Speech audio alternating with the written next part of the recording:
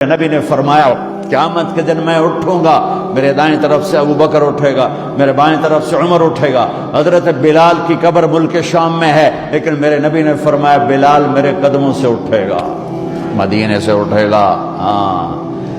ہائے ہائے، اب نے کہا لوگ پیدل چلیں گے، میں براق پہ چلوں گا، بلال میرے آگے سرخ اونٹنی پہ سوار چلے گا۔ جب میدان معاشر میں پہنچیں گے تو بلال اونٹنی پہ کھڑے ہو کے کانوں میں انگلیاں دے کے اذان دے گا۔ وہ اذان بلالی رہ گئی رسم اذان، روح بلالی نہ رہی، فلسفہ رہ گیا تلقین غزالی نہ رہی۔ وہ اذان بلالی ہم سب سنیں گے جب کہیں گے اشہد ان لا الہ الا اللہ، تو سارا میدان معاشر کا مرد عورت کہے گا سچ کہہ رہے ہو۔ جب کہیں گے اشہد ان محمد رسول اللہ، سارا میدان معاشر کا مجمع کہے گا سچ کہہ رہے ہو۔ اس دن بلال کی اذان سننا، وہ غلام ہو کر محبوب ہوئے، حبیب ہوئے، پیارے ہوئے۔ جب ہائے ہائے ظہر کی نماز کی اذان دینے لگے، اللہ کے نبی کا انتقال ہو چکا ہے، جب اشہد ان محمد پر پہنچے تو روتے روتے روتے آواز بند ہو گئی، اور جلدی سے اذان پوری کر کے نیچے آئے، کہا آج کے بعد قسم اٹھاتا ہوں اذان نہیں دوں گا، میرا نبی نہیں ہے تو اذان بھی نہیں ہے۔ اور حضرت ابو بکر سے اجازت لے کر جب وہ خلیفہ بن گئے، جہاد پہ چلے گئے، 6 مہینے تک آئے نہیں۔ لاکھوں صحابہ جہاد میں گئے، کسی کو میرے نبی خواب میں نہیں آئے، صرف بلال کو آئے۔ بلال یہ کیا بے وفائی، ہم سے ملنا ہی چھوڑ دیا، ہمارے پاس آنا ہی چھوڑ دیا۔ آنکھ کھلی تو ان کو یوں لگا جیسے اللہ کے نبی زندہ بلا رہے ہیں، یا رسول اللہ میں آ گیا، یا رسول اللہ میں آ گیا۔ اور اسی وقت اونٹنی کو بھگایا۔ 21 دن کا سفر، 21 دن کا سفر 7 دن میں کیا، 7 دن صرف نماز اور پیشاب کے لیے اترتے تھے اور بھگاتے بھگاتے بھگاتے۔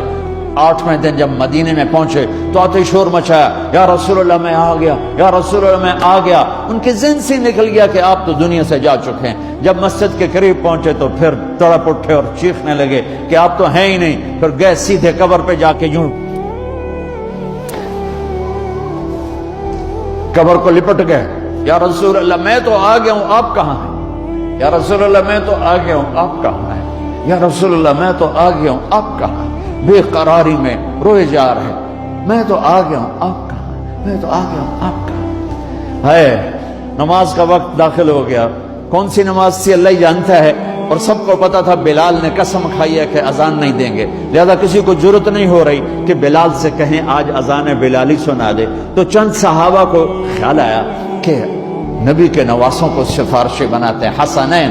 آپ نے فرمایا میری آنکھوں کی ٹھنڈک حسن اور حسین، میرے جنت کے پھول حسن اور حسین۔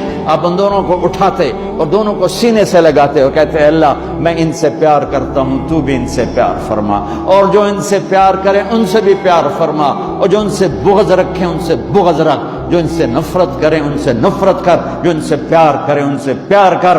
صحابہ آئے بچوں کے پاس، حسن حسین، کہ بچوں آج کسی کی نہیں چلے گی، تم بلال سے کہو اذان دے۔ تو یہ دونوں ننھے منھے بھائی، حسن 7 سال کے، حسین 6 سال کے، 10 مہینے کا فرق تھا دونوں بھائیوں۔ چچا ایک درخواست، کہ میرے ماں باپ آپ پہ قربان، آپ درخواست کیوں کہہ رہے ہیں؟ آپ امر کریں، آپ حکم کریں۔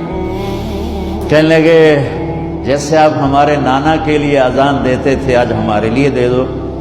تو ایک دم وہ رونے لگے بلال، کہا ہے میرے بچوں میں نے قسم اٹھائی تھی کہ میں اللہ کے نبی کے بعد کبھی اذان نہیں دوں گا، لیکن تم پہ تو ہزاروں قسمیں قربان ہیں، میں اپنی قسم توڑتا ہوں اور اذان دیتا ہوں۔ جب وہ چڑھنے لگے اس بی بی کے گھر، قریب ایک انصاری عورت کا گھر تھا جس کی چھت پہ چڑھ کے اذان دیا کرتے تھے، تو سانس رک گئے، سب کے آنکھیں پھٹ گئیں، اور وہ یوں منظر دیکھ رہے کہ آج بلال تو ہے، محمد مصطفیٰ نہیں ہے۔